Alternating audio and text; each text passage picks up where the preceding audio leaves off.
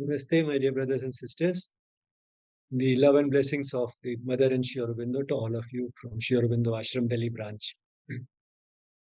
Now, about today's speaker, we are very fortunate to have with us Dr. Mankul Goyal yet once more.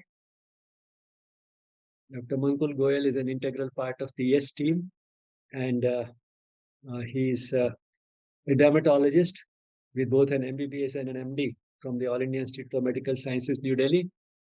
But he's a dermatologist with a difference. He practices dermatology not just by having a quick look at the place where the skin has some problem and then prescribing an ointment or a lotion. Instead, he goes into what is behind that lesion. What is it behind what the patient's immediate complaint is? And he's able to discover it in the mind of the patient, in the diet of the patient, in the daily routine of the patient. And he takes care of all these things while talking to the patient. And that's how he ends up spending at least half an hour with each patient because he goes into all this. In other words, he's practicing integral wellness, sort of the type of medicine that leads to integral wellness, total looking at the totality of the person and then taking care of the immediate problem as one of the things that will help the person.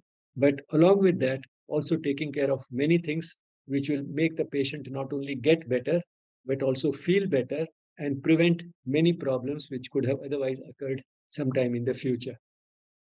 So that is the type of skin specialist he is. With that introduction, I hand it over to the speaker. We'll be speaking on the microbiome, which is one of the latest ideas in modern medicine, still developing and in a way leading to a convergence between modern medicine and ancient wisdom. Dr. Mankul Goyal, please. Thank you, sir, for your generous words and your generosity. And thank you to Mittupalji for the beautiful song. And I love the expression, Dil se dil darya tu ban, and how our expansion of the heart lies in connecting to more and more hearts and being in the heart space of others. And through that is the source of our expansion and becoming into a darya. So I'll start the presentation for today. I hope everyone can clearly see this and I'm clearly audible as well. So I'll start.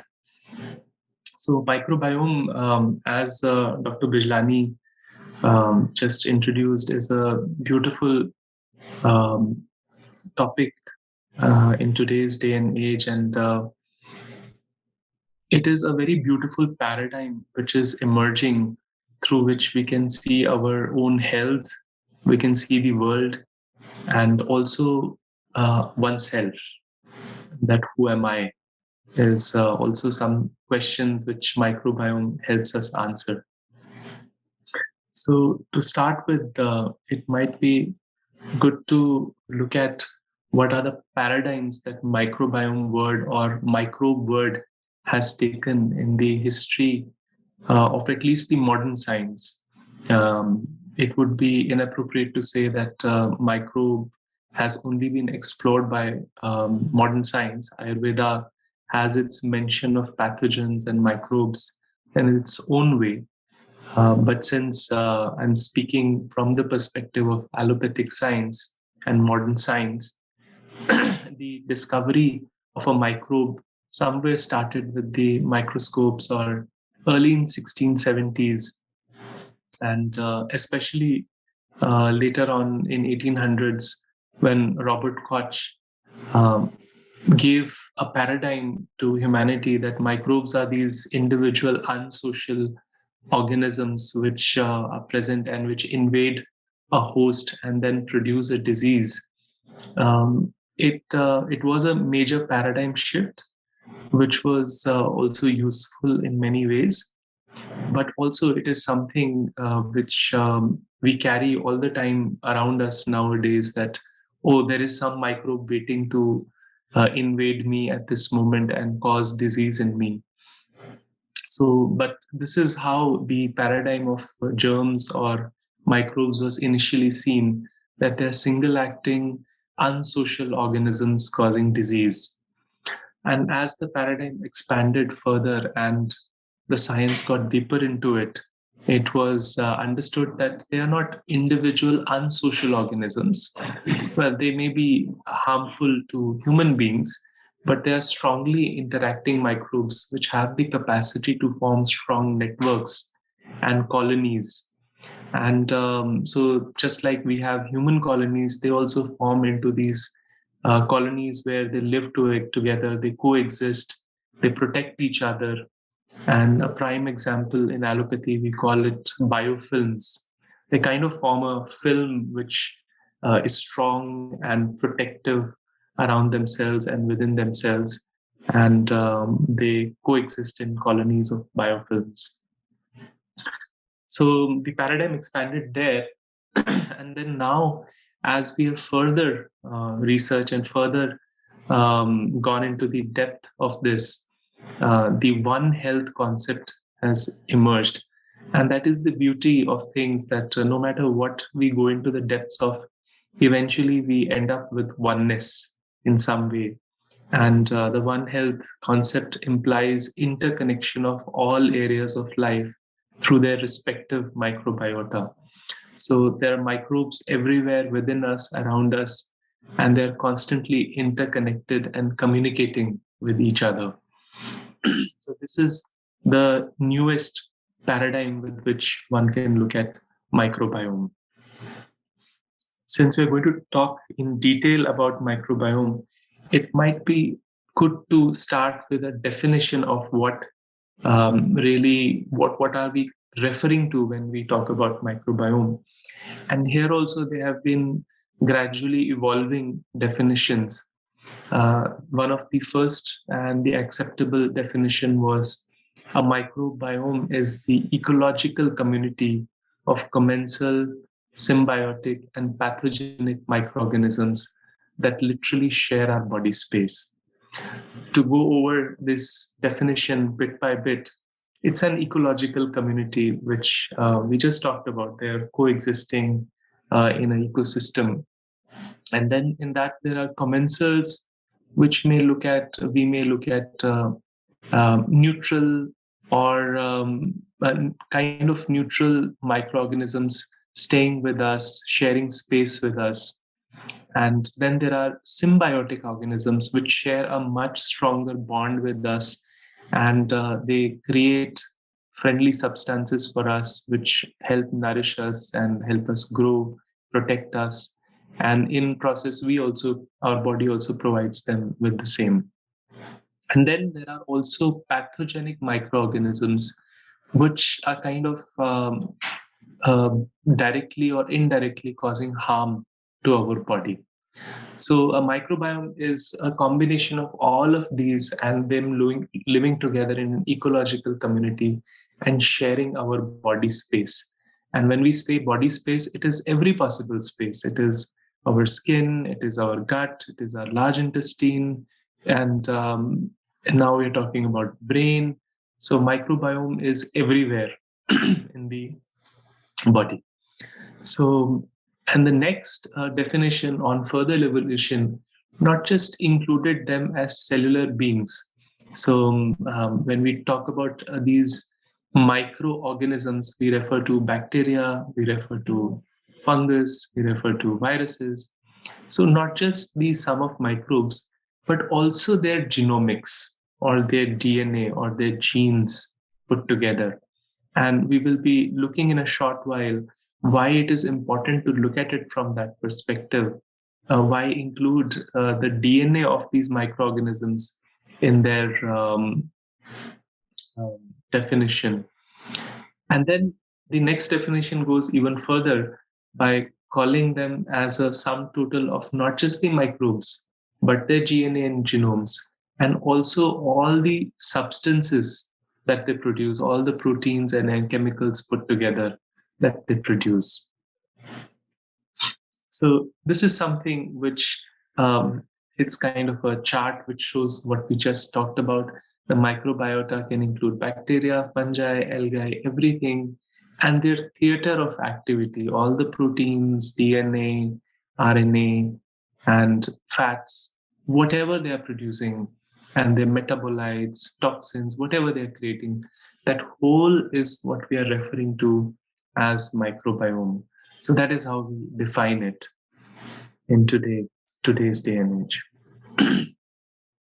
So coming to what we just referred to, why include the DNA and why such importance to DNA? And since we are here in yes, so it is also good to offer a spiritual perspective or an energetic perspective to everything. And it is beautiful how somebody in 2011 did a study looking at DNA is a fractal antenna. If we just look at DNA, it's like a spiral of two strings, and it can be likened to an antenna or to a sitar or an instrument which is constantly producing a vibration. And they talk about how it also emits biophotons all the time. It is constantly interacting with its environment through electromagnetic fields. It is also releasing biophotons. Photons we call as little light particles which come out of sun, and which sun is the most common example. But any source of light emits these photons or lights through which it illuminates the environment and also interacts with the environment. And here there is talk on how DNA also produces biophotons, which are substances which um, are source of interaction between one microorganism and another microorganism. So to give a visualization of DNA being a string which is producing vibrations and biophotons and communicating with its environment through it. And then here are some numbers to build up the paradigm that there are about 10 to 100 trillion symbiotic microbial cells. So these are those happy coexisting microorganisms with us, which share a relationship of symbiosis with us. There are greater than 10,000 species of different microbes that have been identified. And then the most important figure, that is that the genes of the microbes outnumber our genes by 100 times. So the DNA of the microbes, so it's good to look at these strings of vibration of the microbes being 100 times more than our own strings and vibrations that we are producing. And that is the most staggering fact that science has thrown at us. And that really brings us to the question that who am I, even at a physical level? Do I see myself just as this physical body, or there is a even this is this an illusion? There is a lot more of these vibrations that we are emitting, which we may not just call as our own. There are all these microbes which are together with us, and we may visualize it as a collective vibration between us and all the microbes that is being emitted at every moment through this body mind complex that we call as us. And it may also be likened to an inner universe in itself, where there is a constant communication in different parts of our being through this vibratory DNA. The next question that is in front of us is that if we are calling that these microbes are constantly interacting with us, each other, and with the environment, does a shift in microbiome impact our inclinations? Does it impact what kind of vibe we throw out into the world? One of the simplest example to this that comes to my mind in our day-to-day practice, not actually referring to microbes, but to parasites, worms. We see a child who is intensely craving for sugar, and if he has extra worms in their system, and the moment we give them a deworming tablet, within a day or two, we see that their sugar cravings settle down. So this is a very typical example of how our inclinations change or shift the moment the microbes or parasites within our system shift. So one person may end up saying, "Oh, this child is so craving for sugar. What's wrong with the child?" But it's not just about the child. It's also about the microbes and parasites creating those inclinations or vibrations within us. The next question that arises out of the same example is, how do we look at these microbes? Do we call them they're good, they're bad? We call them they're friendly or unfriendly. Are there a few types of microbes? Are they fixed or they're dynamic? Whichever one is good, is it always good? Or whichever one is not good, is it always not good? So these are some questions which commonly arise within us, and probably one way to look at them, as in the definition as well, is to look at them as a continuum.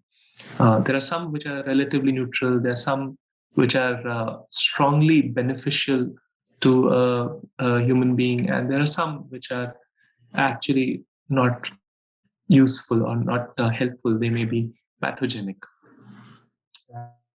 And it is not about only having the good bacteria and not having any bad bacteria. And that's again what spirituality also talks about, not getting caught up in the duality of life, but being diverse. It's like a healthy jungle is a jungle which has diverse species. There are numerous species, and the more numerous the species, more likely is for that jungle to survive and be healthy. And the same way, it's good to be diverse and versatile as an individual and have a huge diversity of microbes within a system.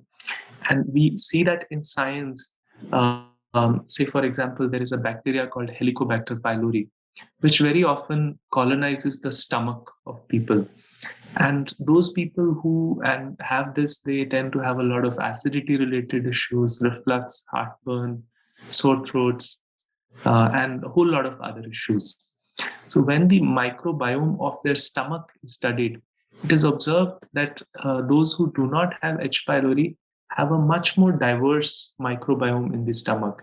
And those, when they colonize with H. pylori, it largely gets limited to that, and all other microbes are excluded or eliminated or are left to a very small percentage.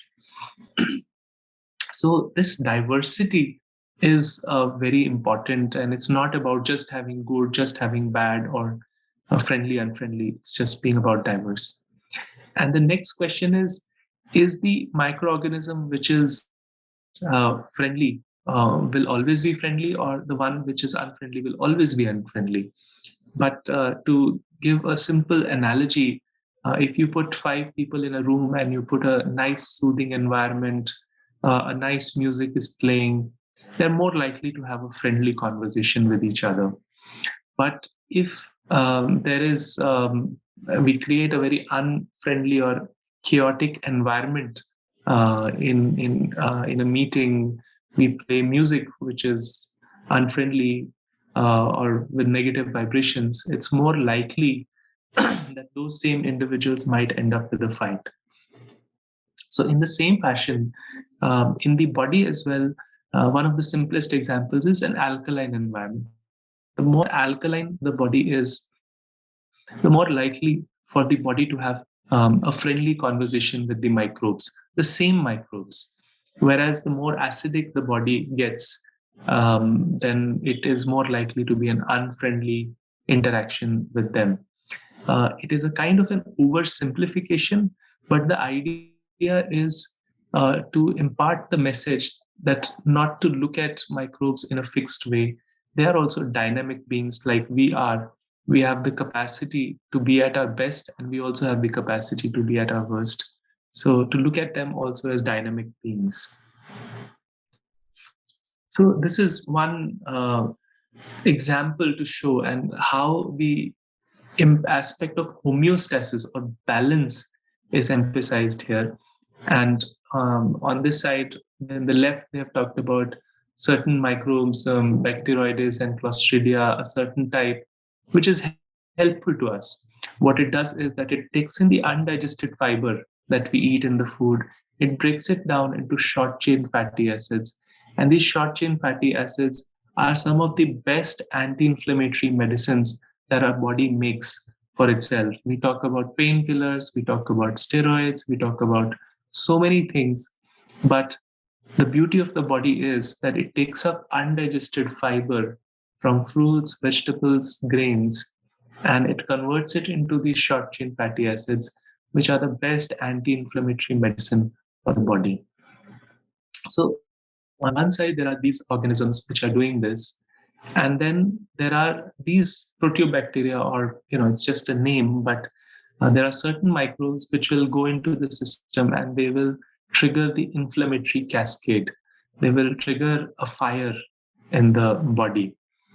So, and the bacteroides and clostridia are go down because of use of antibiotics and other things. We'll be talking about them, and hence the balance is shifted. And this is how the body can suddenly go into a fire by change of the or shift of the microbiome.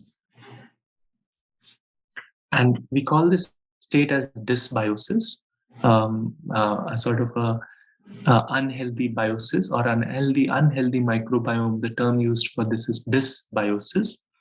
And nowadays, it is looked at as the cause behind most disease, or one of the key factors involved in most disease, whether it is obesity, whether it is diabetes, allergies, heart issues, aging, Alzheimer's, multiple sclerosis, which is a brain condition, um, blood pressure issues, liver cancer, autoimmune disease of any kind. Now, here it is important to understand that um, for a long time, when we talk about obesity or diabetes, it has been looked at as a calorie issue, that, oh, the person is eating more than they should, and that is over accumulating, and that is translating into fat. What we are seeing these days very often is people are not eating too much, and yet they are gaining weight day in, day out. And one of the reasons is that the new model of obesity or diabetes or these things is inflammatory, what we just talked about. The body is on fire and it is going on accumulating fat in some people, or some people get very lean. And all these disorders are a result of inflammation, which a lot of it stems from um, dysbiosis. And what has also happened in science is that they have been able to discover, to a degree, a signature pattern of microbiome or dysbiosis in different disease. And that in liver disease, so and so microbes are more likely to be higher. And in obesity, so and so microbes are more likely to be higher, and so are likely to be lower. Although it is still an evolving science, but such signature patterns are emerging for people. And one simple example that comes to mind in my day-to-day practice, which I talk about to patients, is um, the psoriasis. Psoriasis is a skin condition where people develop these scaly patches all over their body. And the signature microbiome of psoriasis and the signature microbiome of a person who is consuming alcohol very frequently are very similar. And what has clinically translated and has been an observation of doctors for years, well researched, is that alcohol aggravates psoriasis. And it is so nice to see it from a microbiome perspective that psoriasis microbiome and alcohol microbiome are similar. And when these two things come together, they create an even bigger fire. So these are some examples or practical applications that we are having these days of an understanding of what really dysbiosis means.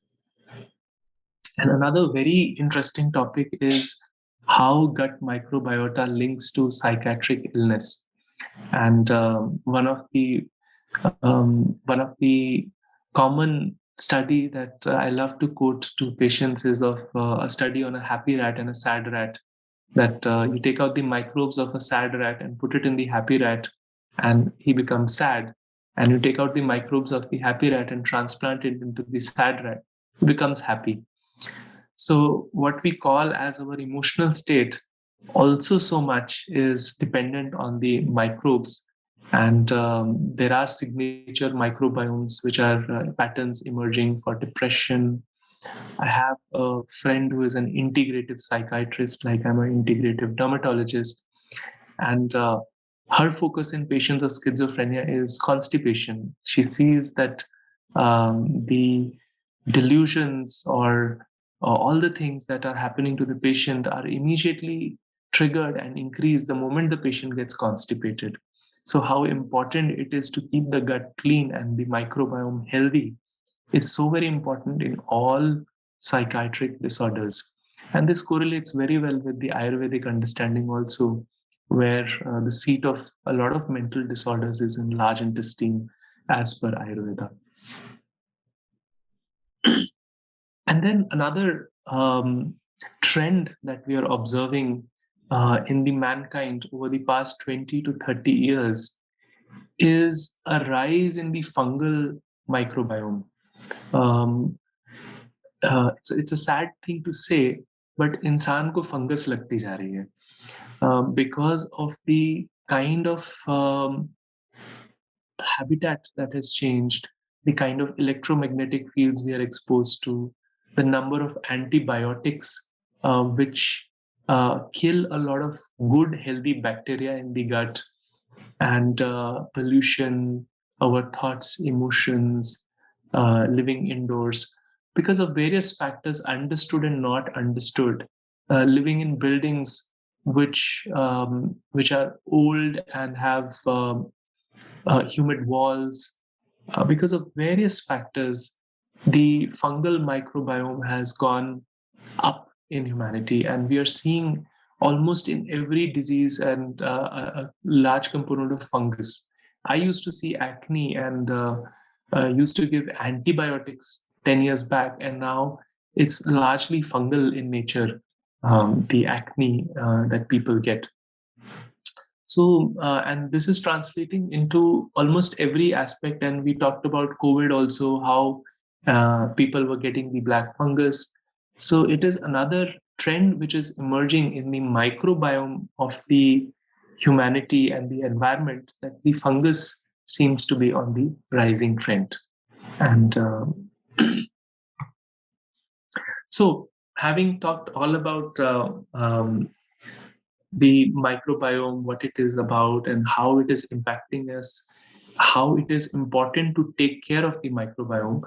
The next question in front of us is, how do we take care of it? What can we do in order to have a healthy, diverse microbiome where there are more healthy and friendly bacteria than unfriendly ones?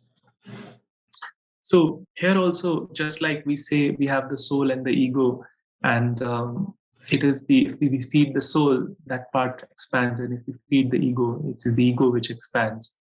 So same way, it is in terms of whom do we feed in the microbes. The unfriendly microbes love sugar, they love refined carbohydrate, loves its pizzas and burgers, um, packaged foods, all these things which are low on fiber are things that the unhealthy microbes love to eat. And then there are these, as I said, that the main food of healthy and good bacteria in the gut is undigestible fiber. It is that part of the food which we actually do not assimilate, is what they like, the fiber in the food. and which the source of that is all the vegetables and fruits and whole grains. Um, One of the things that has happened to the humanity over the years is out of taste, we have gone about refining the grains as much as possible. And in process, we lose a lot of fiber out of it. And then plant-based protein. Too much of animal protein is also something which healthy microbes do not enjoy, and plant-based protein is another thing which they like. So that is one aspect. And the second aspect, just like we want a diverse microbiome, there also has to be diverse foods. If we are just eating the same thing over and over again, we get a certain kind of microbiota. If we are changing it up very frequently, and just like we had Navratras and how we change it up, the microbiome, it has a huge impact on the microbiome by doing that. So being versatile and eating a lot of different things also is very helpful in maintaining a healthy microbiome. Then we talk about the concept of prebiotics. So we talked about healthy microbes, and they may be likened to the term probiotics, which are good bacteria. But there's something called prebiotics, which we just discussed are the food of the healthy bacteria in the body. And some of the best foods rich in prebiotics that have been identified are garlic, onion, underripe bananas, raw honey, whole grain, and tomatoes, carrots, coconut, apples, and many others. We'll be talking about them more. But these are some examples. But broad image I've given you that it's anything which has a good amount of fiber in it, is also and a wide variety of vegetables and fruits and whole grains is what we need to eat as a source of prebiotics for us. But there are some things which are also prebiotic killers. So if these foods are combined with these, then they lose their effect. For example, tea, caffeine, and aerated drinks, when they're consumed along with it, the prebiotics do not act. When we take antibiotics, it immediately kills off a lot of good bacteria. And there's a study on one of the common antibiotics that how once you take one course of that antibiotic, your body takes a few years to recover from the impact of that antibiotic, or to develop that same degree of diversity. It takes the body about 2 to 3 years. And how often, at the drop of a hat, we can consume antibiotics. Alcohol has the same effect. Smoking, sugar, lack of exercise, emotional stress, over sanitation. We will be talking about it. Poor sleeping habits, and unhealthy fats, refined fats, is another thing which contributes to it. Now, coming from prebiotics to probiotics, probiotics are those foods which are a source of these healthy bacteria for us. And talking about an Indian list of probiotic foods, which we can eat day to day in our day to day life, whether it's idli, dosa, dokla, all these are fermented foods, paneer, curd, buttermilk. But even if a person follows a vegan diet, it is not necessary that very often we feel that curd is the only source of probiotic, but we have so many others. We have idli, dosa, dokla. Pickles are a very good source of probiotic. Honey is another, has a wide ranging probiotic, but kanji, you can Google kanji and how it has been a summer drink for us for so long, and a gruel. So it's like we have the millets, and amongst the millets, there are ragi, jawar, bajra, and then there are Sridhanya millets, which are positive millets. They are a group of grains which need very little water to grow. Kodo millet, proso millet, samak, little millet, pearl millet. So, I mean, these are a group of millets, we call it Sridhanya. They can be churned and soaked and left overnight to ferment. And then one can make a kind of a gruel or a khichdi or a vegetable khichdi out of them. It become, and the advantage of these millets is that they are about 10% fiber, and when you leave them in water, that fiber swells up. So they kind of become 25 to 30% fiber, and then they are fermented. So they become a very good combination of prebiotic and probiotic for the body.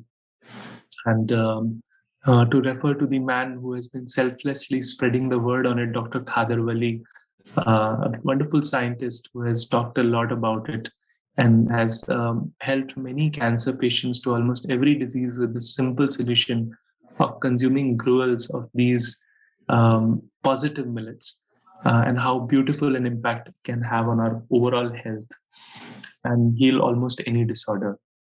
And then there are some good inspirations from the East India. Sorry, not the East India, but the Asia. There are some other good foods: kombucha, kimchi salad, and miso soup, which Indian culture has now embraced, and they are also a very, very good source of probiotic. So another key interesting fact to share is that one may ask, oh, how much time does it take when I change my diet for my microbiome to shift? And the staggering fact is that within a day, within 24 hours of the shift in diet, the microbiome shifts. So it is how quickly the food can have an impact. And this gives us a lot of faith to us in nutrition playing a major role in healing of an individual. We have talked about dysbiosis contributing to every possible disease. And here we are talking about one day's diet change having a huge impact on the microbiome. So the capacity of nutrition in transforming us is huge. And then also the other fact which is around it is that one course of antibiotic may take us years to restore the microbiome. And then, having talked about food, there are also these capsules or powders of prebiotics and probiotics which are available now to the mankind, and they are in a way a future of medicine.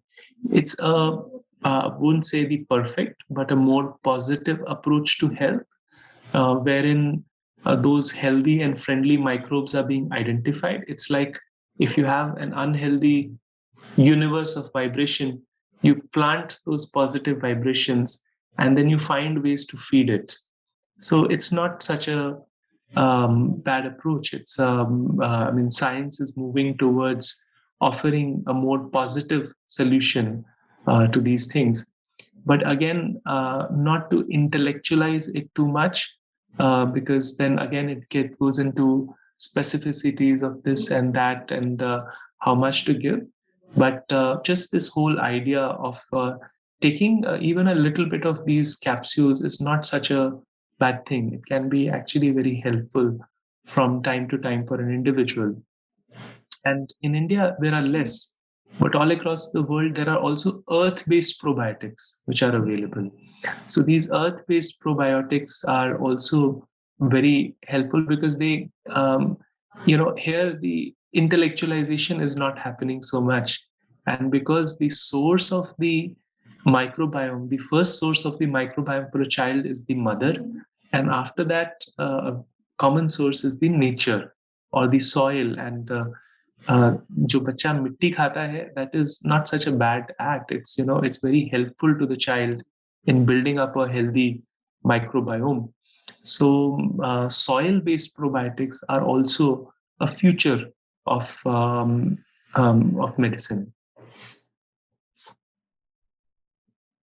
Now, coming to the impact of emotions on gut microbiome, and there is a lot of data emerging on that also, because emotions are also vibrations, and microbes have their own vibration emitted from their DNA. So, talking from a scientific perspective, there is research which has highlighted that negative emotions in people with negative emotions being predominantly experienced, there are certain microbes which are growing. People with positive emotions, there are certain microbes which are growing, and so that has been shown to a degree. I happened to, a few years back, read a book on theta healing, where they talked about how each microbe is associated with a certain kind of belief systems and a certain kind of emotions, and they are attracted towards an individual with a similar, a complementary or a similar kind of emotions and belief systems. So the concept of law of attraction and like attracts like, and it has really helped me practically in translating this into my practice, because we very often see there are some people who will keep getting similar infections again and again. One thing is just to tell them, oh, maybe your immunity is weak, but to be able to see what is that emotional and belief system pattern within them through which they're attracting those similar kind of microbes is also important. And some of these belief systems which we often discover is parasites growing in people who have a difficulty saying no to others. So they are being parasitized. Fungus carries emotions of anger and resentments. So, although these cannot be expressed very linearly, and it would be inappropriate to generalize them, but it's something to ponder upon whenever we are getting, or anyone around us is getting an infection of a kind repeatedly. That what are those kinds of emotions and belief systems that we have, that we attract or attune to the frequency of that microbe. Similarly, there is another study which showed this. And then coming to the skin microbiome, me being a dermatologist, would like to speak a little bit on the skin microbiome. And it is present everywhere. So skin is actually, apart from the gut, one of the largest house of microbes in our body. And here also there is a huge variety varying on different areas. There are some areas which are more oily, there would be different microbes. Some areas which are more dry, some areas are more, you would say, more moist.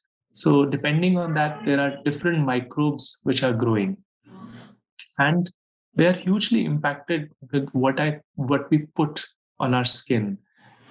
What are we using as a hand wash? What kind of soaps are we using? Chemicals, sanitizers, versus using more the nature substances. How does a mud bath heal a person in a naturopathy place?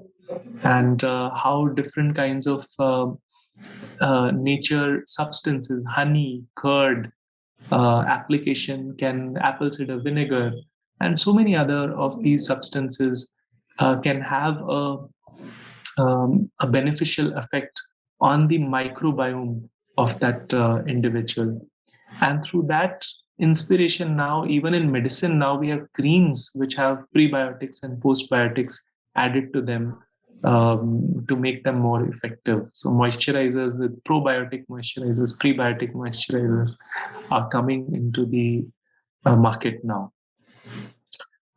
It would be a nice time to talk about COVID and COVID times. As a dermatologist, I saw a lot of patients with hand allergy or hand eczema developing, and these were people who were really scared of COVID. And being scared of COVID, they were sanitizing themselves um, very frequently and using harsh soaps on their skin.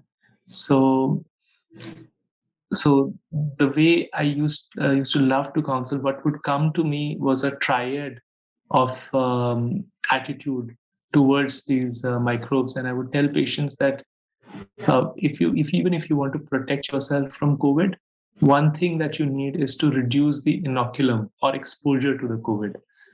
So for that, what you do is you wash your hands, or take care, or protect, take precautions. But that is not the end of it. The second thing that you need to do is to protect your barrier. If by using strong chemicals, your barrier itself is getting impacted, then even a small amount of inoculum can get in much more easily. So it is important to take care of your boundaries, of your barrier, and love it. And the third thing I would tell the patients is to be grateful to microbes. Because sometimes when we go into this consciousness of this germ theory that these are the things which are here to kill us, and we forget that these unfriendly microbes are very few, but in process we are also impacting a lot of friendly microbes within our system.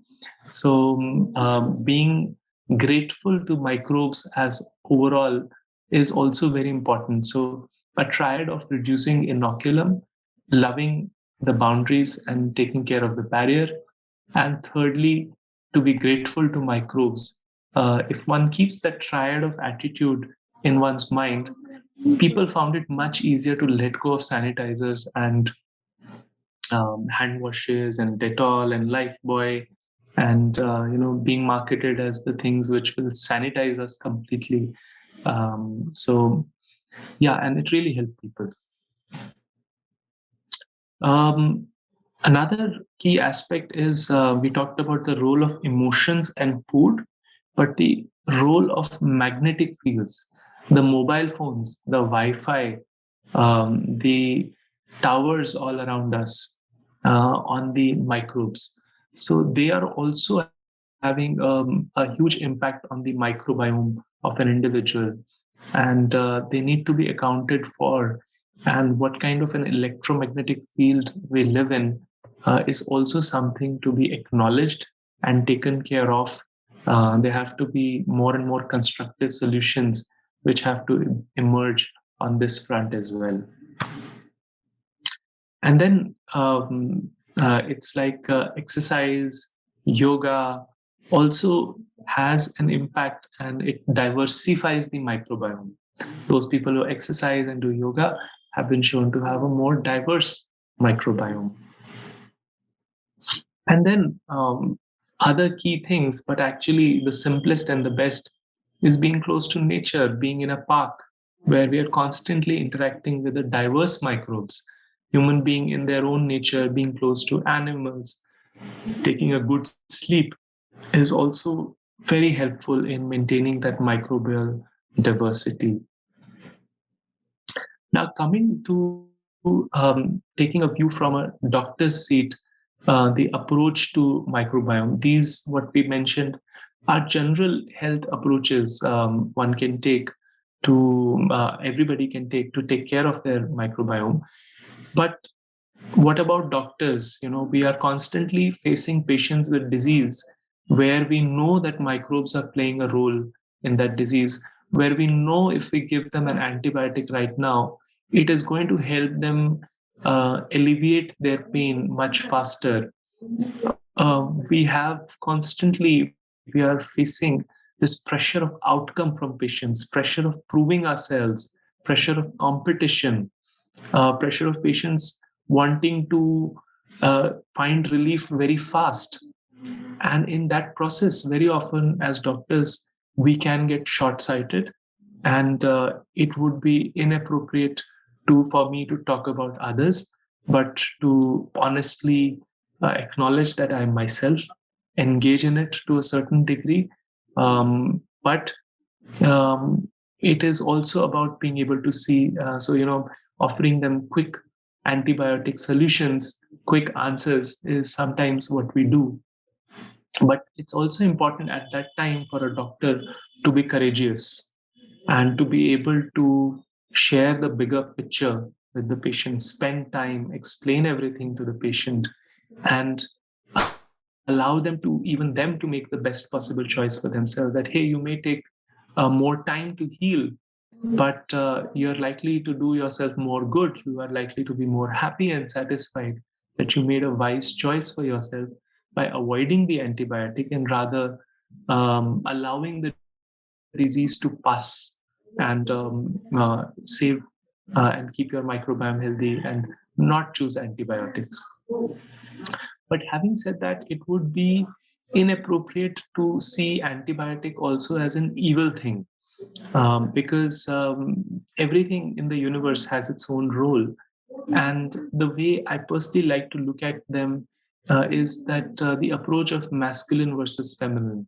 Sometimes you have to hit hard and go with the antibiotics, and then take up the feminine approach of a gentle healing with probiotics, with diet, with so many other things.